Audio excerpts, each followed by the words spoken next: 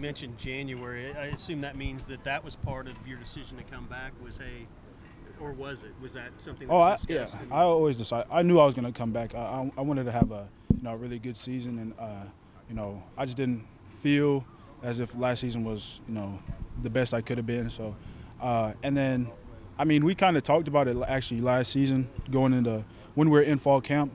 Coach Chave and Coach Bates kind of talked me up and said, when when I'm kind of inside or doing inside movements, they said I look a little bit more comfortable than on the edge. So like they're saying, next year maybe, we'll try putting you inside. And I agreed with them. I could see what they were talking about, and so I'm just trying to do whatever I can, to help better this team. So if I have to move inside, that's no problem. When did that final decision come that you were going to move inside? What was that process like? The first day we had came back from Christmas break, and then they were like, "All right, Jonah, we making the move."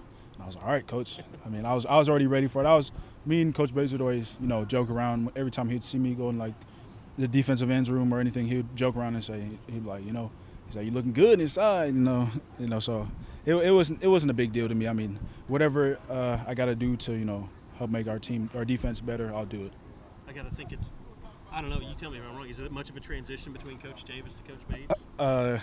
It's not that different. I mean, they're both really similar, and I mean, it's super fun when we do joint meetings with the ends and like the whole D line. It's super fun having them together, like going off of each other because they be finishing each other's sentences sometimes. So it's really funny, and the energy is really great. And with Coach Bates, I've never ever felt like it was a mistake for me to go inside. I mean, he's welcomed me with open arms. He's coached me up, which I've been trying my best to, take into coaching because I really need it.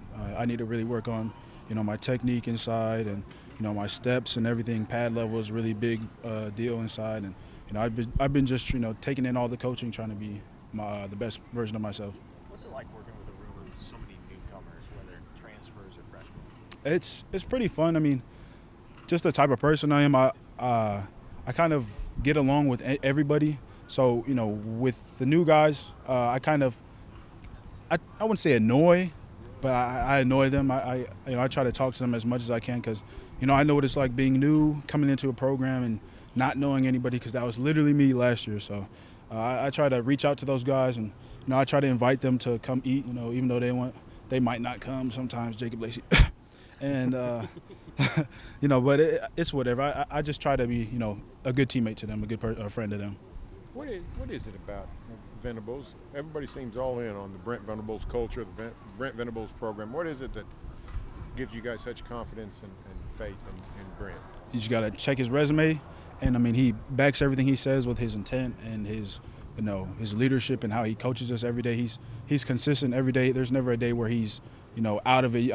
You've never ever seen him, come to practice or come to meetings a day and you're like, Coach V seems weird. It's never been like that. He's same person every day, expecting the same thing every day out of you, which is your best. So I think that's what draws people into him and, to trust into him because, that's the type of person he is. He's a crazy, hardworking person, coach, and, I look up to him and I'll do whatever he told me to do.